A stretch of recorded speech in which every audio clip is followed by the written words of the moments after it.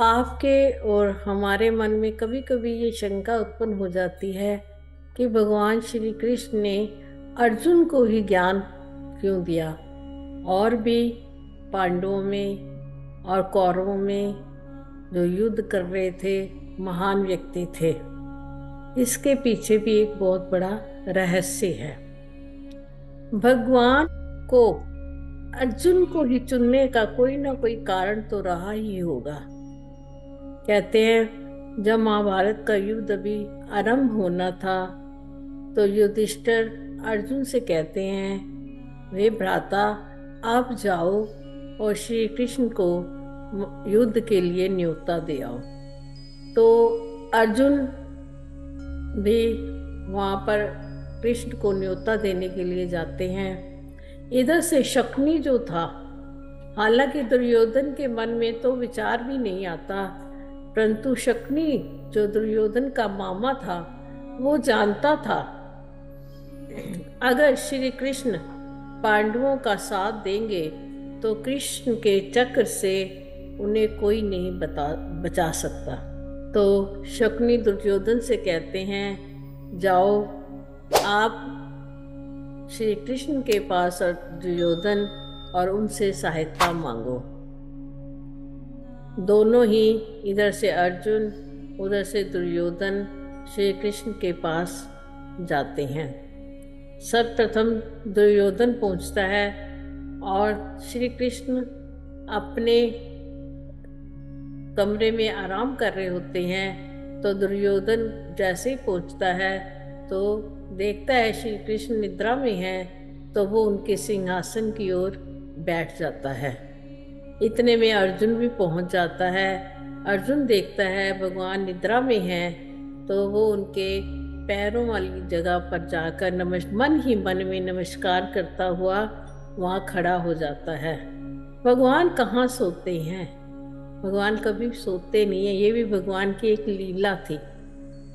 इतने में भगवान देखते हैं तो उनकी नजर अर्जुन के ऊपर पड़ती है। बोलते, भ्राता क्या कारण है आपका यहाँ पर आने का। इतने में दुर्योधन भी बोल उठता है, मैं भी आया हुआ हूँ। तो भगवान कहते हैं, आप दोनों का यहाँ पर आने का कारण क्या है। तो दोनों ही भगवान श्री कृष्ण से युद्ध के लिए मदद मांगने को बोलते हैं। तो भगवान दोनों को ही, क्योंकि भगवान हमेशा सम होते हैं, उनके लिए हर व्यक्ति सम है। तो वो दुर्योधन को भी कहते हैं और अर्जुन से भी यही कहते हैं, देखो मेरे पास दो चीजें हैं, एक तो मैं और एक मेरी अक्षोहिणी सेना।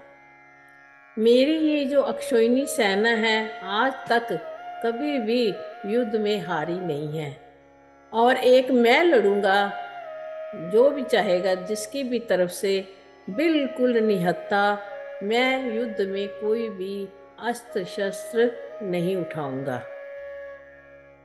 तो भगवान कहते हैं, अर्जुन तुम मांगो पहले, क्योंकि तुम पहले आए हो। तो इतने में दुर्योधन कहता है, नहीं नहीं पहले तो मैं आया हूँ। तो परंतु भगवान कहते हैं, मेरी दृष्टि अर्जुन पे पहले पड़ी है, इसलिए अर्जुन का ये अधिकार है पहले मांगने का। तो अर्जुन कहता है, हे भगवान, हे कृष्ण, मुझे तो आप ही चाहिए, चाहे आप अस्त्र उठाएं या ना उठाएं, परंतु आपका होना ही हमारे लिए बहुत बड़ी बात है। दुर्योधन तो इतना प्रसन्न हो जाता है, कहता है ठीक है ठीक है, एक मिनट भी नहीं वहाँ रुकता, वो कहता है ठीक है न्याय हो गया, और आप अक्षोहिणी सेना आप मेरे को दे दीजिए।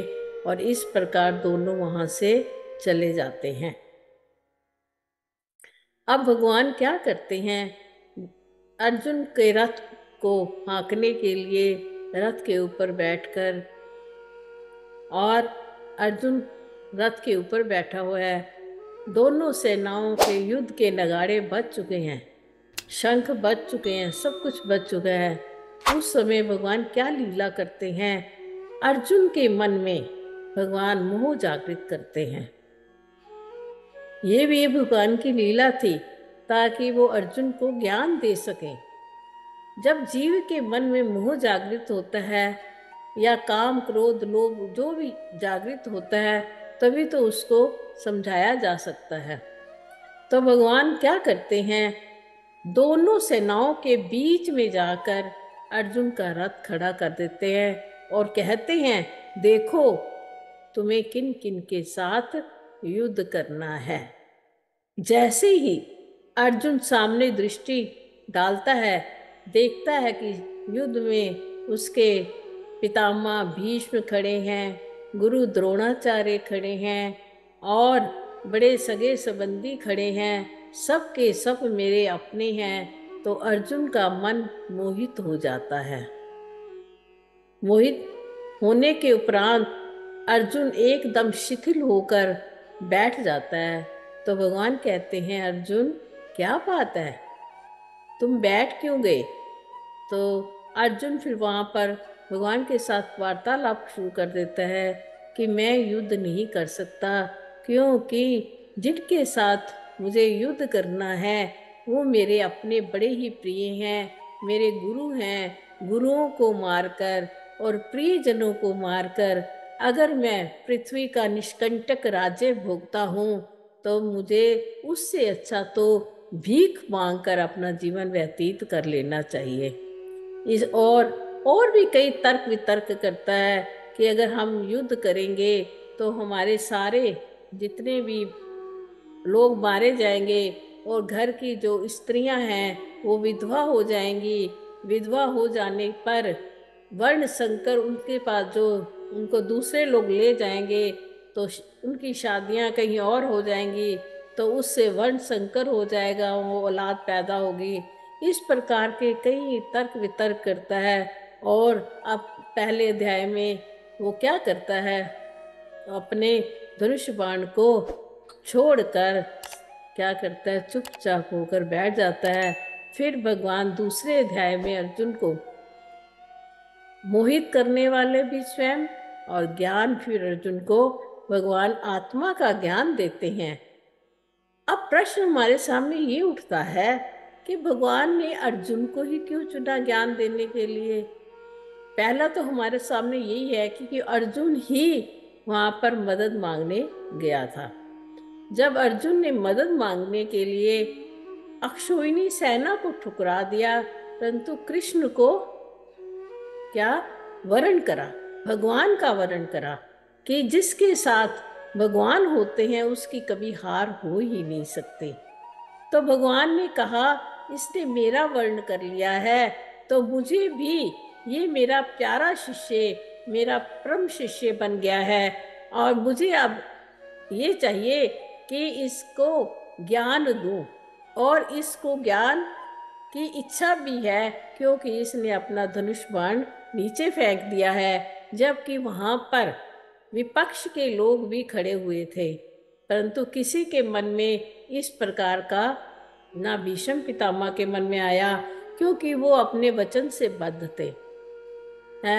और आचार्य थे, गुरु थे, सब अपने अपने वचनों से बद्ध थे। किसी के मन में ये विचार नहीं आया कि ये युद्ध जो है स्थगित हो जाना चाहिए, ये युद्ध नहीं होना चाहिए। दुर्योधन तो युद्ध करने में इतना उत्सुक था। अगर प्रभु चाहे, अगर प्रभु किसी के धनुष बाण की जो चतुरता को देखते, तो भगवान कर्ण को भी ज्ञान दे सकते थे, परंतु कर्ण भी ज्ञानी तो था, परंतु वो भी वचनबद्ध था दुर्योधन की ओर से लड़ाई करने के लिए। भगवान ने देखा कि और सब तो दुर्योधन के पक्ष में लड़ने के लिए वचनबद्ध हैं, और किसी को इस की जिज्ञासा ही नहीं है कि ये धर्म युद्ध होने वाला है और होना चाहिए या नहीं होना चाहिए। तो जब उन्होंने अपना पात्र देखा, तो ज्ञान भी पात्र को देखकर दिया जाता है। भगवान ने अर्जुन को एक ज्ञान देने वाला पात्र समझकर अर्जुन को फिर गीता का ज्ञान समझाया। एक तो अर्जुन ने भगवान श्री कृष्ण का वर्ण किया था, दूसरा अर्जुन जो था जानने का जिज्ञासु भी था, वो भगवान के स्वरूप को भी जानना चाहता था कि ये श्री कृष्ण है कौन। तो जब भगवान ने उसको, अर्जुन को 11वें अध्याय में विश्व रूप दर्शन में अपने विराट रूप के दर्शन दिए तो अर्जुन एकदम चुप होकर बैठ गया। कहता है, सखेति मत्वा प्रसन्नं यदुक्तम, हे कृष्ण हे यादव हे सखेति, अजानिता महिमानं तवेदं, मया प्रमादात् प्रमेण यच्चवापि। कहते हैं, मैं तो आपकी महिमा को जानता ही नहीं था। आप ऐसे हो। जब उनका विराट रूप अर्जुन देखता है तो भगवान को फिर कहता है, कृपा करके आप उसी चतुर्भुज रूप में आ जाइए, मुझे तो बड़ा ही डर सा लग रहा है। एक अर्जुन को भगवान ने विराट रूप दिखाया और एक संजय को दिखाया। संजय को व्यास जी के द्वारा दिव्य दृष्टि मिली हुई थी। इन दोनों ने ही श्री कृष्ण का विराट रूप देखा। देखो, भगवान और सगुरु उसी को ही ज्ञान देते हैं जो ज्ञान का अधिकारी होता है। ये गीता का ज्ञान हम हर एक व्यक्ति को नहीं दे सकते, क्योंकि ये गीता जो है हर व्यक्ति समझ नहीं सकता। इसमें हर बात, दो दो बातें विरोधी होती हैं, विरोधाभास बहुत ज्यादा है। इसलिए जब गुरु देखते हैं कि जीव परिपक्व हो चुका है, उसको ये ज्ञान देना, वेदों का ज्ञान देना तभी अधिकारी को ही दिया जाता है, जो इस ग्रंथ को सुनने का अधिकारी हो, पढ़ने का अधिकारी हो। तो इस प्रकार जब श्री कृष्ण ने अर्जुन को अधिकारी जाना तो अपनी सारी गीता का ज्ञान अर्जुन के आगे रख दिया। हरि ओम तत्सत, हरि ओम तत्सत।